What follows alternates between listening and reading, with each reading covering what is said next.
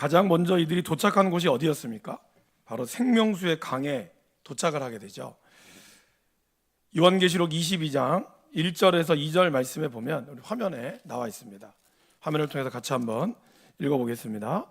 또 그가 수정같이 맑은 생명수의 강을 내게 보이니 하나님과 및 어린 양의 보좌로부터 나와서 길 가운데로 흐르더라. 강 좌우에 생명나무가 있어 12가지 열매를 맺되 달마다 그 열매를 맺고 그 나무 잎사귀들은 만국을 치료하기 위해 있더라. 바로 이 생명수의 강, 이곳은 영적으로 죄와 싸우면서 피곤한 성도들에게 하나님의 힘과 기쁨을 주는 곳이라는 것을 말합니다. 그럼 여러분, 이렇게 생명수의 강 속에 거기에 나와 있는 열매를 맺는 푸른 나무들, 잎사귀, 이러한 것은 피가 여행으로 인하여 피가 불결해진 그들이 걸리기 쉬운 이런 각종 질병으로부터 막아주는 하나님의 은혜를 상징합니다. 이게 뭘까요? 교회죠. 바로 이 푸른 초장은 교회를 상징합니다. 교회에서 우리가 하나님의 말씀을 읽고 듣고 묵상하며 하나님이 주시는 이 쉼을 누리게 됩니다. 이 교회라고 하는 것은, 바로 푸른 초장은 사시사철 푸른 빛을 잃지 않고 있다라고 기록하고 있죠. 그리고 푸른 초장에 백합화는 교회가 거룩함으로 인한 아름다움을 가지고 있음을 뜻합니다. 이제 이 주인공 두 분의 이 순례자들은 며칠을 보내면서 찬양하고 쉬었죠. 바로 이것은 은혜의 계절, 그리고 영적 대각성을 의미합니다. 이스라엘 백성들이 가나안 땅으로 가는 여정 가운데서 출애굽기 19장부터 민수기 10장까지 어디에 머물러 있었죠? 시내산에 머물러 있었습니다. 머물러 있으면서 이들은 하나님의 은혜를 경험했죠. 물론 그들이 또 우상을 섬기는 것 때문에 하나님한테 심판도 혼도 났지만, 그러나 하나님은 성막을 짓게 하셨고 어떻게 이스라엘 백성들이 서야 되는지를 알려주셨어요. 그러면서 그들은 하나님의 인도하심을 받았죠. 오늘 이스라엘 백성, 오늘 이 두 순례자도 바로 치열한, 지금까지 굉장히 치열한 삶을 살아왔잖아요. 그곳에 하나님께서는 이 푸른 초장을 통해서 그들에게 쉼을 주었다라는 것입니다. 그러니까 우리의 교회가 이런 곳이 되어야 한다라는 것이죠. 교회 안에 오면 여러분들이 말씀 안에서 하나님의 은혜를 누리고, 또 우리가 함께 또 쉬면서 하나님이 주시는 영적인 쉼을 우리가 누려서 나아가야 하는 것이죠. 그러나 우리가 영원한 하늘나라에 가기까지 이곳은 잠시 잠깐 머물고 갈 뿐이라는 것을 우리가 기억해야 된다는 겁니다. 이제 그 다음에 크리스찬과 소망이 길을 떠났죠. 처음에 가는 길 가운데서 두 가지 길을 맞이하게 돼요. 그러니까 이제 실망을 하게 되는 거죠. 왜냐하면 지금까지 해왔던 이 길들이 참 좋았고, 그래서 이 푸른 초장에서 잘 쉬고 이제 앞으로 남은 여정들이 좀 평안할 줄 알았는데, 두 갈래 길을 가운데서 그들은 이제 고민하기 시작합니다. 그러다가 그들이 결국에는 이 격길 초장이라는 곳으로 가게 되죠. 영적으로 우리가 새롭게 다시 은혜를 받잖아요. 그런 다음에 험한 길을 만나는 것은 어쩌면 하나님께서 우리에게 주시는 정하신 방법이라는 것을 우리가 좀 기억해야 됩니다. 저와 여러분들이 인생의 길을 가다 보면 어떻습니까, 여러분? 좋은 일만 있지는 않죠. 막 은혜 받은 날이 있다가도 또 그 다음 되면은 뭔가 좀 어려움이 올 때가 있습니다. 그럴 때 어떻습니까? 열심히 신앙생활 했는데 또 이런 일이 있나? 이제 뭐 하나 좀 잘 넘어가서 잘 해결됐는데 또 어려움들이 또 오나? 언덕 위에 또 하나의 언덕이 있는 우리의 인생을 맞이할 때가 있습니다. 그럴 때 우리에게 필요한 것은 뭘까요? 우리가 철로 역정을 통해서 저도 그렇고 여러분들도 함께 제가 느끼길 원하는 것은, 우리 인생의 여정 가운데 아직까지 하나님 나라에 갈 때까지 우리가 계속해서 영적인 긴장감들을 하고 있어야 한다는 것입니다. 물론 하나님께서는 우리에게 이런 좋은 길들, 교회와 푸른 초장들을 주시지만, 또 우리의 삶에서 치열한 삶의 모습들, 끊임없이 우리가 헤쳐나가야 될 길들이 있다는 것을 보여주죠. 그렇기 때문에 우리들은 이러한 일들이 있을 때 불평불만을 하는 것이 아니라 오히려 이쁜 가운데서 우리가 즐거워하고 인내할 필요가 있다는 것입니다. 로마서 5장 3절에서 5절 말씀을 화면을 통해서 같이 한번 읽어보겠습니다. 다만 이뿐 아니라 우리가 환난 중에도 즐거워하나니 이는 환난은 인내를, 인내는 연단을, 연단은 소망을 이루는 줄 알미로다. 소망이 우리를 부끄럽게 하지 아니함은 우리에게 주신 성령으로 말미암아 하나님의 사랑이 우리 마음에 부은 바 됨이니.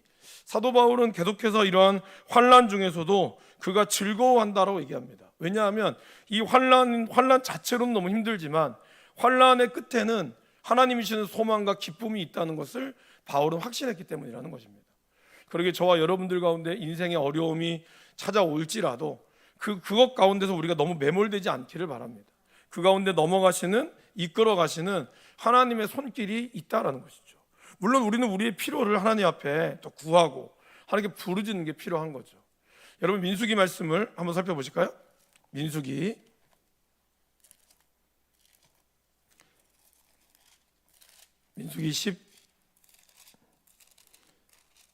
11장 말씀입니다. 민수기 11장 1절.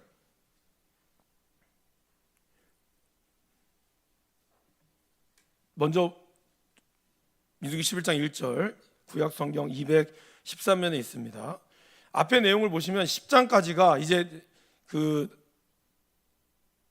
앞에까지 내용을 보시면 10장까지가 어땠습니까?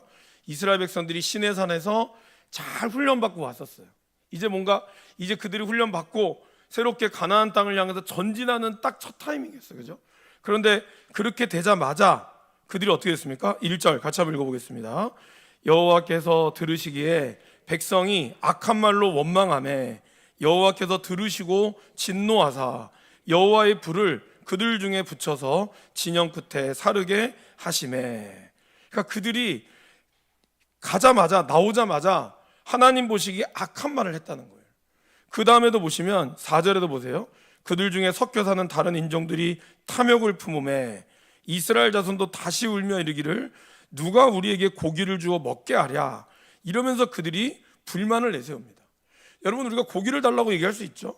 그런데 문제는 이들이 악한 말로 원망했다라는 것입니다. 저와 여러분들이 하나님 앞에, 물론 하나님 앞에 솔직한 게 중요한 거죠. 하지만 우리가 하나님에 대한 신뢰함을 놓쳐서는 안 된다라는 것입니다. 어려움들이 올 때 우리가 주님께 부르짖고 이 어려운 가운데 하나님의 인도하심을 받아야 되지만 그것이 원망보다는 하나님의 인도하심을 신뢰하는 말로 우리가 나아가는 게 중요한 거죠. 그러니까 갈수록 이 민수기를 좀 읽어보면 처음에는 이렇게 악한 말로, 그 다음에 원망했다가, 그 다음에는 어떻게 되면 그 다음에는 불신앙으로 완전히 바뀌게 되죠. 그래서 13장에 12정탐꾼이 다녀오고 나서는 10명의 정탐꾼은 완전히 하나님의 뜻을 되돌아섰죠. 그리고 하나님을 원망할 뿐만 아니라 다시 돌아가자고, 그렇게 그들의 마음이 완전히 불신으로 가득했다라는 것입니다. 그 첫 시작이 1절의 악한 말이었다는 거예요. 그러니까 저와 여러분들의 입술을 참 조심하는 게 되게 중요합니다. 왜냐하면 이 악한 것은요, 하면 할수록 점점점 세져요. 그렇기 때문에 우리가 우리의 입술이, 우리의 마음이 어떻게 가지느냐, 이것이 참 중요하다는 것입니다. 오늘 이들도 처음에 이 두 갈래 길에서 마음이 상했어요. 그러다가 가는 길에서 그들이 나중에 어디로 가게 됩니까? 격길 초장이라는 곳에 가게 됐죠. 여기는 힘들고 지칠 때 좀 더 쉽고 편한 길을 가고자 하는 그 마음 때문에 이 크리스찬이 먼저 그 길을 곁길로 빠져가게 됐다는 것입니다. 소망이 살짝 이야기를 했으나 사실 소망도 이 크리스찬의 말을 거역하기는 쉽지 않았다는 것이죠.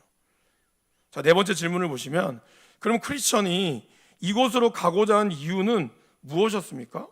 네, 육신적으로 편안한 길을 선택했다라는 것입니다. 그래서 정해진 길을 벗어나서 울타리를 넘었다라고 표현하고 있어요. 우리에게 주는 이 울타리, 하나님이 우리에게 주는 이 경계선이라는 게 있죠. 그 경계를 넘어갔다는 거예요. 넘어가서 보니까 어땠습니까? 거기에도 초장이 있었어요. 그러니까 마치 이곳이 하나님이 나에게 주신 것이라, 그리고 여기 좀 지나갔다가 다시 만날 수 있을 거라고 생각했던 거죠. 예전에 나왔던 사람들과 비슷하죠. 그들이 이 길들을 돌아가면 만날 거라고 생각했지만 사실 그 길은 만나지 못하는 길이었죠. 우리가 가는 길도 마찬가지입니다. 하나님의 길들을 벗어났을 때는 다시 돌아올 수 있을 것 같지만 그러지 않는다는 거예요. 아까 이 소망이 그런 생각을 했죠. 사람이 안에 있다가 바깥으로 나가는 것보다 바깥에 있다가 안으로 들어오는 게 더 힘들구나. 그게 무슨 말이에요, 여러분? 처음에 하나님 안 믿다가 믿는 것보다 믿고 있다가 떠났다가 다시 돌아오기가 더 힘들다는 거예요. 이미 그 마음 가운데 있는 상처들이 그 마음의 상처들이 참 회복하기가 쉽지 않다라는 것이죠. 그리고 우리는 이 믿음 안에서 서로 간의 마음의 상처가 되지 않도록 서로를 잘 위로하고 권면하는 것이 굉장히 중요하다는 것입니다. 그리고 소망에게, 그것뿐만 아니라 소망에게 자신의 판단을 강요했죠. 소망이 격길로 빠지는 거 아니야 라고 했을 때도 크리스찬은 자신의 생각을 굉장히 강하게 주장했습니다. 자, 그거에 대한 말씀들을 한번 세 가지 말씀이 있는데요. 먼저 이사야 30장 1절 말씀을 함께 읽어보겠습니다. 여호와께서 이르시되 나로 말미암지 아니하며 맹약을 맺으나 나의 영으로 말미암지 아니하고 죄의 죄를 더하도다. 그 다음 말씀을 읽어볼까요? 우리는 다 양 같아서 그릇 행하여 각기 제 길로 갔거늘 여호와께서는 우리 모두의 죄악을 그에게 담당시키셨도다. 마지막입니다. 육신의 생각은 사망이요 영의 생각은 생명과 평안이니라. 그러니까 여러분, 우리가 좀 신앙생활 하다가 어려움이 올 때 이런 유혹에 빠질 수 있죠. 좀 더 편한 길로 가기를 원하는 마음이 있지만 우리가 그 마음들을 좀 잘 인내할 필요가 있다라는 겁니다. 그리고 그러한 마음들을 우리의 공동체 안에서 같이 고백하는 게 참 중요하죠. 그래서 그 길들을 같이 넘어갈 수 있도록 우리가 돕는 것이 필요하죠. 자, 이제 그들이 그 길 가운데서 만난 사람이 한 명 있었죠. 누구였습니까?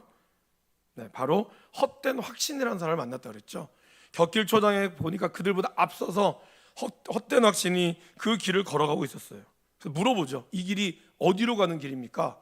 뭐라고 얘기했습니까? 천성문으로 통한다라고 말해줬어요.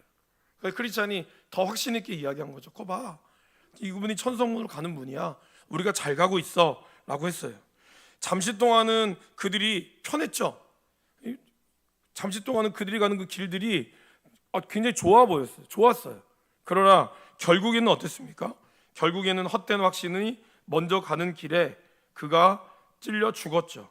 잘난 체 하는 자들을 잡기 위해 파놓은 웅덩이에 빠져서 온몸이 갈갈이 찢기고 말았습니다. 갑자기 헛된 확신이 보이지 않자 그들이 불렀으나 대답이 없었죠. 그리고 날은 어둑어둑해지고 그리고 폭풍과 비바람이 몰아치기 시작했다라는 겁니다. 이사야 2장 22절에는 이렇게 얘기하고 있죠. 너희는 인생을 의지하지 말라. 그의 호흡은 코에 있나니 새말 가치가 어디 있느냐. 그러니까 여러분, 언제나 우리가 우리의 인생의 길을 걸어갈 때 항상 하나님 앞에 기도하고 항상 하나님께 우리의 길을 묻는 그런 습관들이 필요하다라는 거죠. 제가 여러분에게도 몇 번 말씀드렸잖아요. 우리가 눈을 감고 제자리 걷기를 하면 한 1분만 걸으면 각자 다 이 방향이 다 다르게 있어요. 근데 적어도 여러분들 걸을 때는 어땠을까요? 나는 내가 바르게 걷고 있다고 생각하거든요. 근데 눈을 떠보면 어때요? 바르게 걷지 않아요. 그러니까 우리의 길들을 우리가 잘 가는 것 같지만 사실은 잘 모른다는 거죠. 그러기에 사도 바울은 우리에게 뭘 얘기하고 있습니까? 선줄로 생각하는 자는 넘어질까 조심하라고. 내가 가지고 있는 이 인생, 내가 지금까지 경험한 인생에 한 번도 나는 실패가 없었다라고 할지라도 그것이 앞으로 내 인생마저도 실패하지 않을 거다라고 보장은 아무도 못한다라는 겁니다. 우리 인생이 그렇게 완전한 인생이 될 수 없다라는 것이죠. 그리고 이런 헛된 확신에 대해서 잠언 29장 9절 말씀은 이렇게 이야기합니다. 환난 날에 진실하지 못한 자를 의뢰하는 것은 부러진 이와 위골된 발 같으니라. 그리고 하나님께서는 사람을 잘못된 길로 인도하는 자, 그들은 반드시 하나님의 심판을 받는다라고 얘기하고 있죠. 먼저 우리 이사야 9장 16절 말씀을 함께 읽어보겠습니다. 백성을 인도하는 자가 그들을 미혹하니 인도를 받는 자들이 멸망을 당하는도다. 예수님께서 하신 말씀이 또 하나 있습니다. 23장 말씀을 읽어보겠습니다. 화 있을진저 외식하는 서기관들과 바리새인들이여, 너희는 교인한 사람을 얻기 위하여 바다와 육지를 두루 다니다가 생기면 너희보다 배나 더 지옥 자식이 되게 하는도다.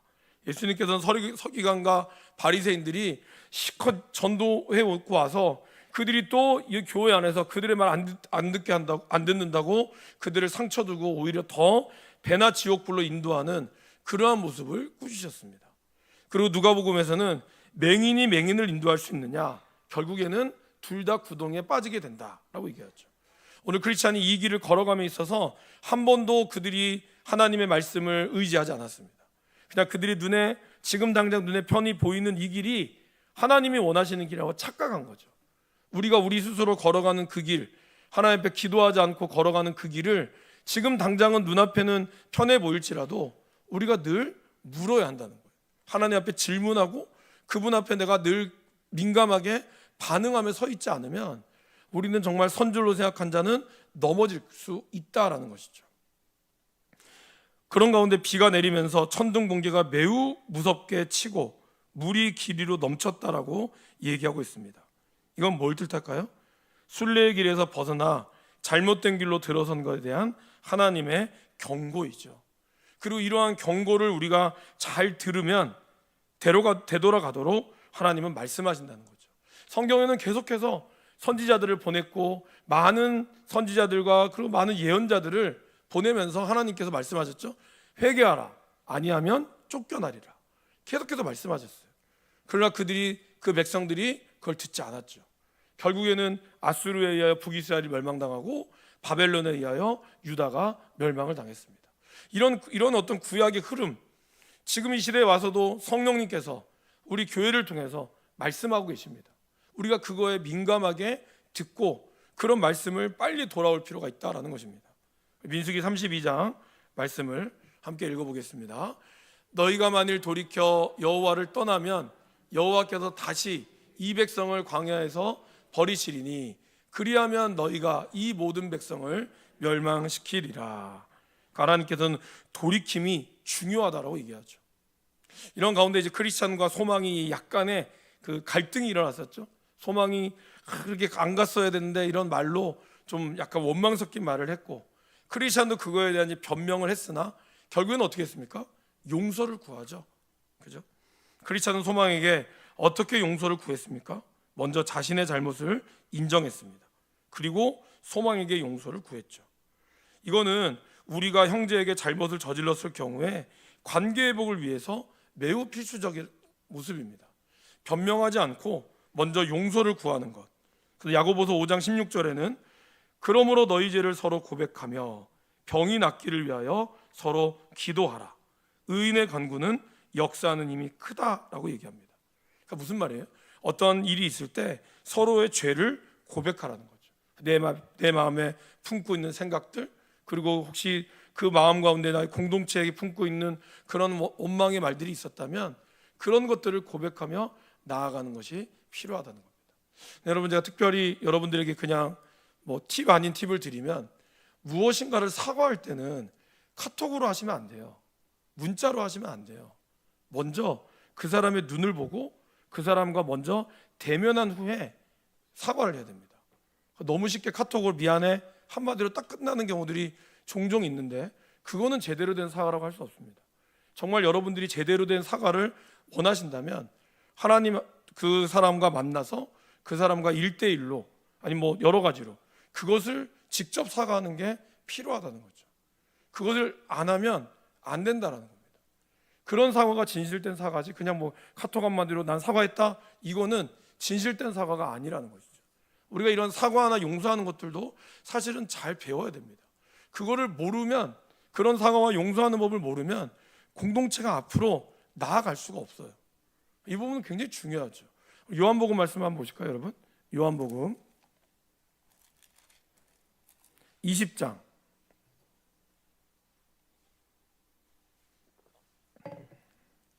22절 말씀입니다. 요한복음 20장 22절 말씀에 보시면 예수님께서 이제 제자들에게 나타나셨죠. 부활하시고 제자들에게 나타나신 말씀이 이겁니다. 20장 22절, 이 말씀을 하시고 그들을 향하여 숨을 내쉬며 이르시되 성령을 받으라, 이렇게 얘기했어요. 그죠? 근데 그 다음에 뭐라고 얘기하셨죠? 너희가 누구의 죄든지 사하면 사하여 질 것이요 누구의 죄든지 그대로 두면 그대로 있으리라 하시니라, 이렇게 얘기하셨어요. 성령을 받으라라고 말씀하시고 난 다음에 죄에 대한 부분을 얘기하고 있어요. 그리고 용서에 대한 부분을 얘기하고 있어요. 우리가 성령을 받는다, 이거는 반드시 죄에 대한 나의 용서와 그리고 사람과의 관계에 대한 그 모습이 우리 가운데 있다라는 겁니다. 이거를 우리가 그냥 넘어가고 아니 뭐 은혜 받았으니까 됐다라고 하면 그러한 것들이 사실 계속 남아 있어요. 이것이 우리의 공동체가 어느 순간에 그것이 또 문제가 불거질 확률이 많다라는 것이죠. 그러한 소망은 이제 크리스찬을 어떻게 했습니까? 여러분, 용서를 하는 것도 중요하지만 사실 용서를 받아주는 것도 굉장히 중요하죠. 그래서 용서를 구하는 크리스찬을 기꺼이 용서했죠. 용서를 구하는 것도 우리의 공동체의 관계 회복에 필수적이지만 그러한 용서를 어려움에 빠졌을 때 가장 먼저 해야 될 것 또한 이 용서에 대한 이 받는다는 것입니다. 사도 베드로는 18장에 예수님에게 이렇게 얘기했죠. 그때 베드로가 나와 이르되 주여 형제가 내게 죄를 범하면 몇 번이나 용서하여 주리이까? 7번까지 하오리이까? 예수께서 이르시되, 같이 읽어보실까요? 내게 이르노니 7번뿐 아니라 7번을 70번까지라도 할지니라 라고 말씀하셨어요. 바로 그만큼 이 공동체에서의 사과와 또 사람과의 관계에 있어서 용서의 관계가 참으로 중요하다라는 것입니다. 마지막 9번에 잘못된 길로 이제 접어들었다고 판단되면 이제 크리스찬이 어떻게 하죠? 이제 우리가 돌아가야 돼라고 얘기해요. 잘못된 길에서 멈추고 다시 바른 길로 되돌아가야 합니다. 그리고 전에 가던 길로 돌아와서 그 길로 계속해서 가야 하는 것이죠. 그들이 그러한 마음을 딱 잡았을 때, 그죠? 먼저 10번의 질문도 있었죠. 소망은 크리스찬보다 앞서서 가려고 했죠. 그 이유는 무엇이었습니까?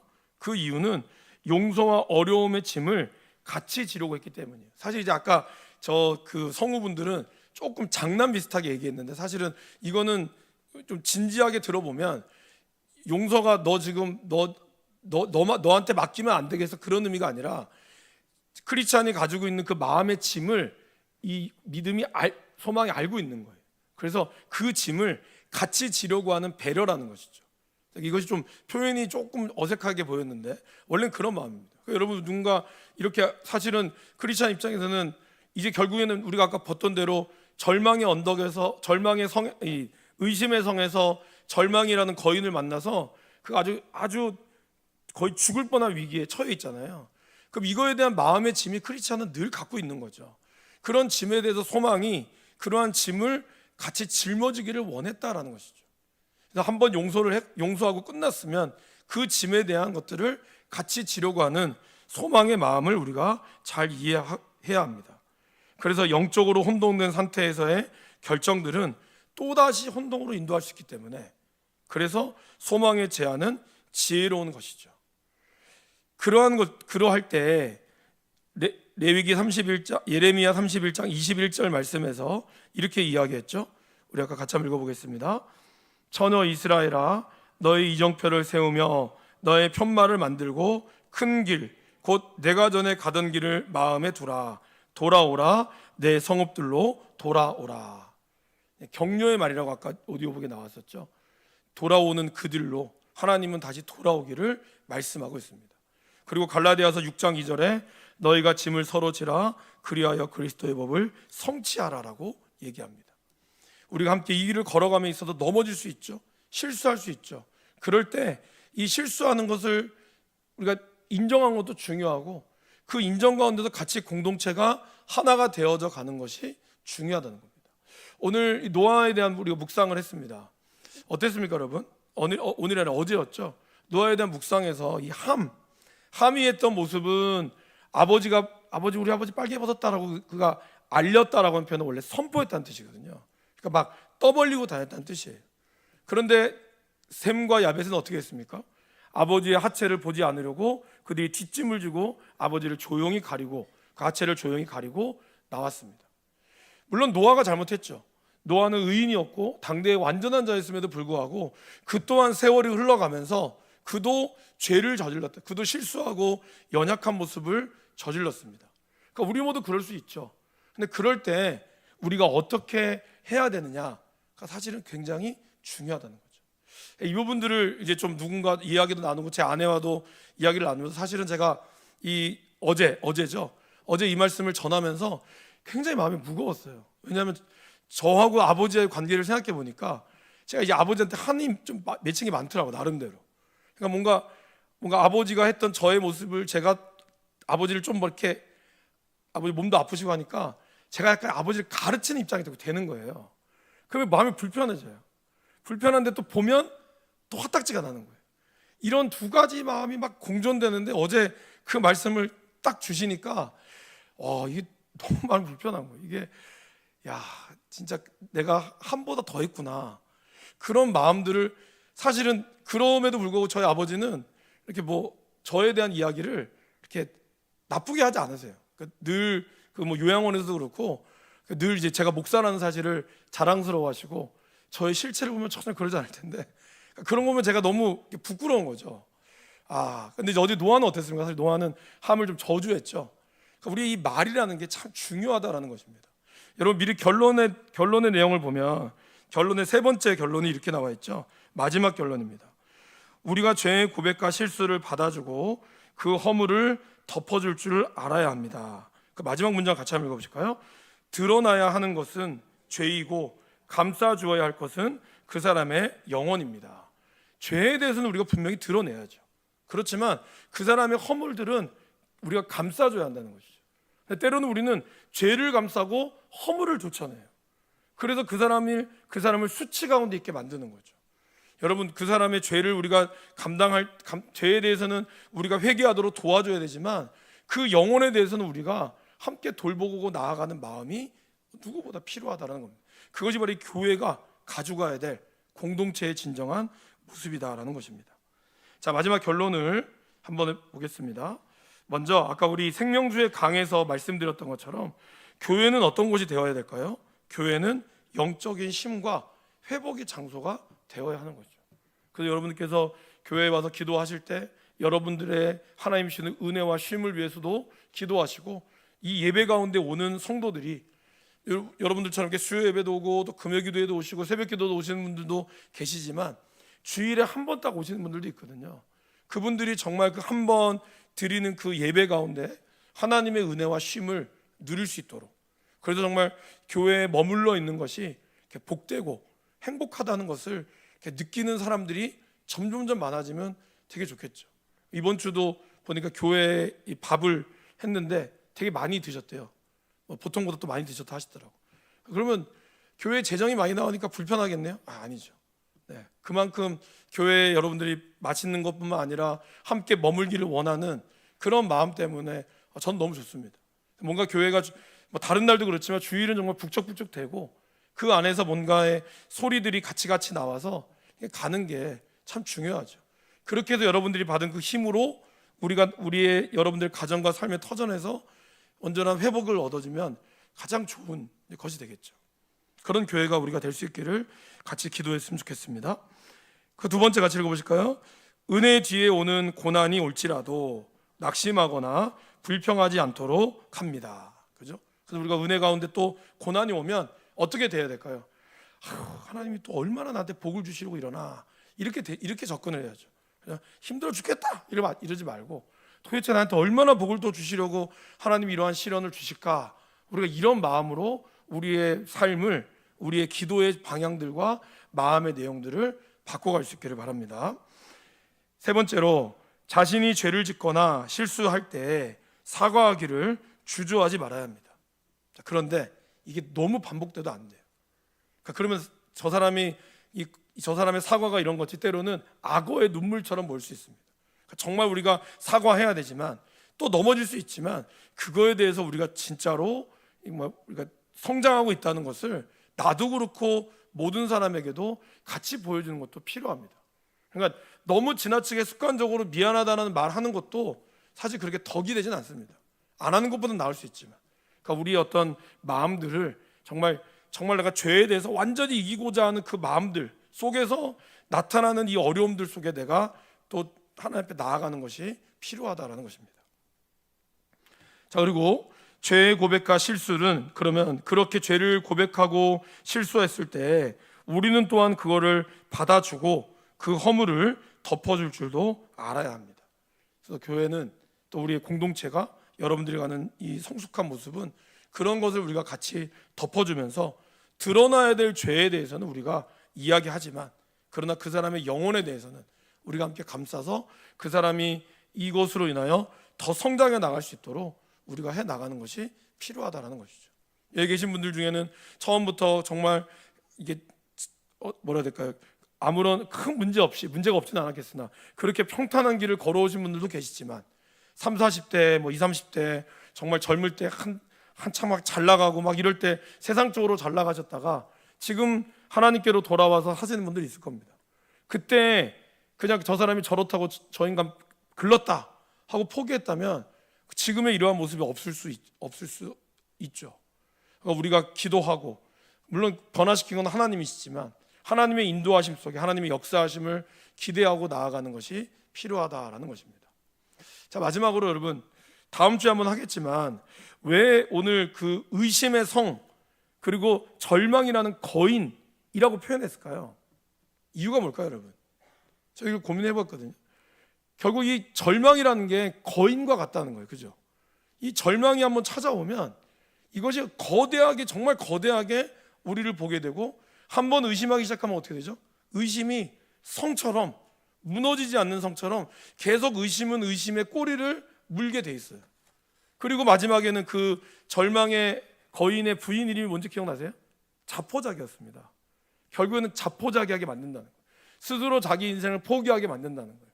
그렇기 때문에 이것을 거인이라고 표현하는 것은 개인적으로는 되게 잘 표현한 것 같아요. 우리에게 이 절망의 순간들이 한번 오면 이것이, 그리고 그런 가운데 의심이 오면 걷잡을 수 없게 된다는 거죠. 그렇기 때문에 저와 여러분들이 늘 우리 안에 감사하는 훈련을 항상 해야 돼요. 절망이 나를 넘어뜨리지 못하도록, 의심이 나를 넘어뜨리지 못하도록 우리가 붙들고, 하나님 말씀을 붙들고 관계에 있어서도 그런 의심이 생기지 않도록 그런 관계들을 잘 풀어나가는 지혜가 필요하다라는 것입니다. 그럴 때 그냥 뭐 조그만 걸 막을 수 있는 게 가만히 방치됐다가 나중에는 더 큰 거로도 못 맞는 일이 생길 수 있다라는 것이죠.